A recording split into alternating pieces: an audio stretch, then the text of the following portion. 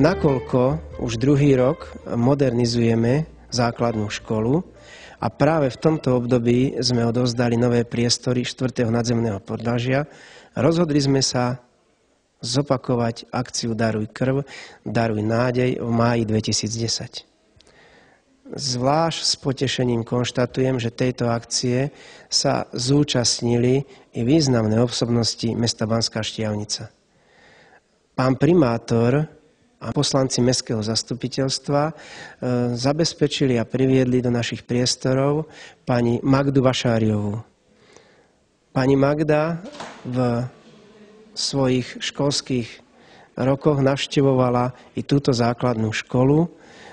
Milo sme ju privítali, bola prekvapená prostredím, v ktorom sa uskutočňuje vzdelávanie banskoštiavnických detí. Ja som tu chodila 17 rokov do školy. Do tejto školy som chodila 2 roky posledné, keď sem preložili moju mamu. Takže moja mama si ma potom zobrala sem so sebou. Boli to predsa len náročnejšie školy, lebo ja som vyrastala v rodine, kde sa niečo doma hovorilo iné, než sa učilo v škole.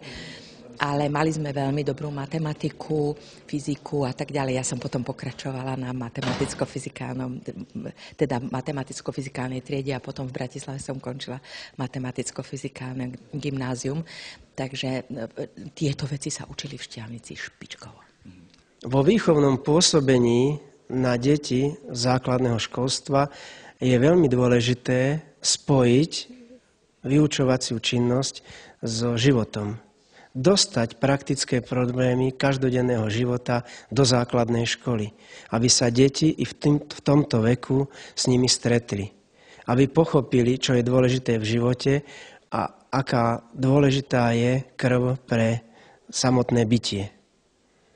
Zároveň sa stretávajú s dospelými ľuďmi, či sú to ich rodičia, blízky, ale i úplne cudzí ľudia, ktorí takisto vidia školské prostredie.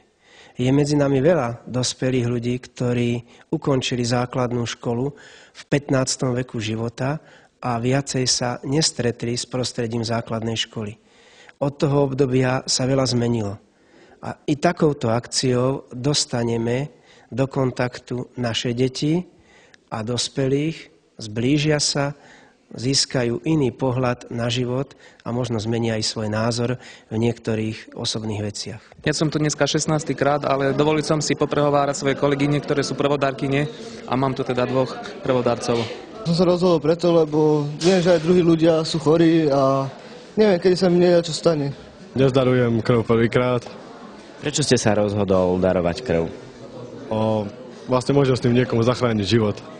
Tu v Banskej Štiavnici, ako je už tá tradícia veľmi dávno, by som povedala, už v krvi občanov Banskej Štiavnice.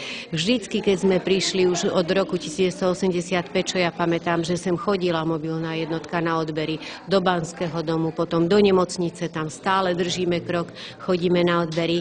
A táto akcia tu na tejto škole Jozefa Horáka, vďaka teda pánovi riaditeľovi, atmosféra úžasná, pedagógovia pripravili, žiaci sú pritom, je to tu krásne pre tých darcov priam slávnostne pripravené a myslím, že je to taká ich oslava, že si to zaslúžia a my to teda hodnotíme veľmi kladne.